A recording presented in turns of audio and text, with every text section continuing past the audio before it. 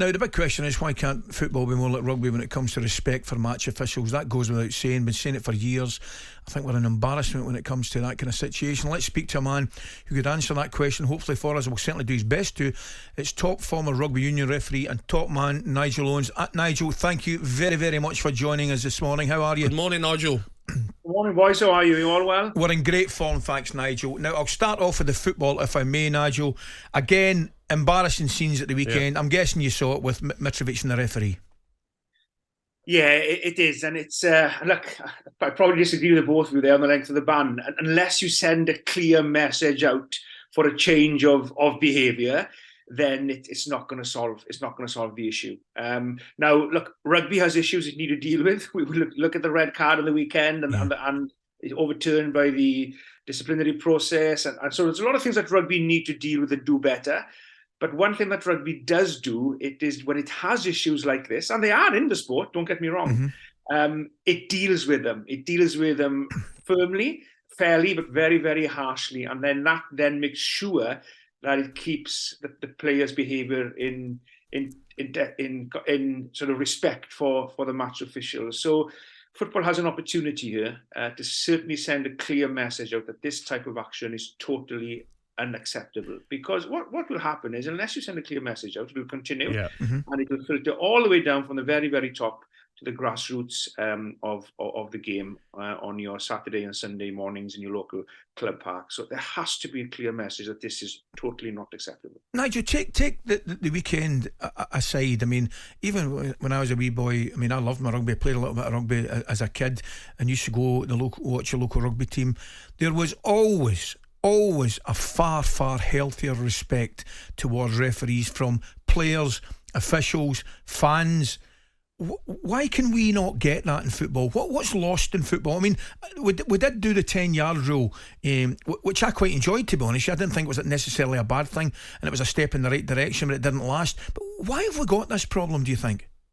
Because they don't deal with the issues when they arise. Look, society's changing, and we see issues in rugby creeping in. But when it does come in, it deals with it. Now, football doesn't seem to do that. And as you said, there's a clear example there of the 10-yard rule. If you bring the 10-yard rule back in for dissent, take them 10 yards, and if that lands up in the penalty box, then it goes from a free kick to a penalty. Yeah. Well, what is that going to do? It's going to make sure that the managers change the player behaviour to prevent that happening. So it has the tools there available to deal with it, but for some reason it doesn't do it. And I think as well, when as a young person starting off in rugby, you will look up to your peers, like we all do. You look up to your heroes and the way that the heroes conduct themselves. And if a hero oversteps the line and gets a lengthy ban for it, then there's a clear message to the young kids playing the game. So it's coached in them as well as part of that value of respect of the sport.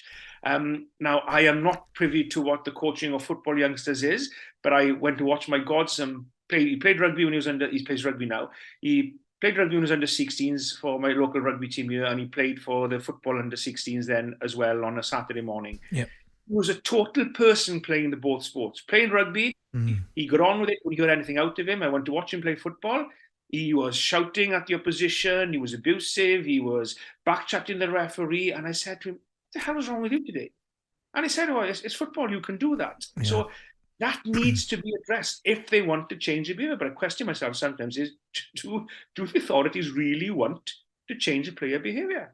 Well, I do think Mitrovic was definitely in the wrong and definitely needs to get a big ban. But I just think that for my career and playing, sometimes when the decision in the Fulham game was the right decision, so I don't know what all the commotion was about anyway. It was silly, but when you actually play in the Premier League and you get a decision that's so wrong against you, and sometimes you can lose your head a bit and you can go over to the referee and like try and have a discussion. Do you know what I mean? You calm yourself down and you're like, come on, ref, that's not a foul.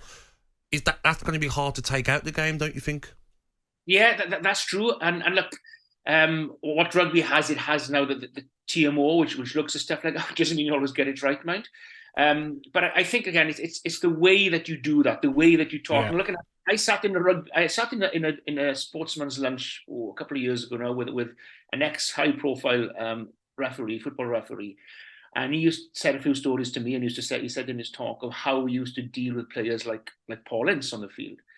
I was amazed the way he told me he would speak to those players, because I would never speak to a player like that, because I won't want a player to speak to me like that. So there's a lot in football that needs to address. It's, it comes down to if the referees talk like that to the players, then you're only enticing the players to show that lack of respect back for you. So everybody needs to buy into this if you want to change that behaviour. And look, there's a way.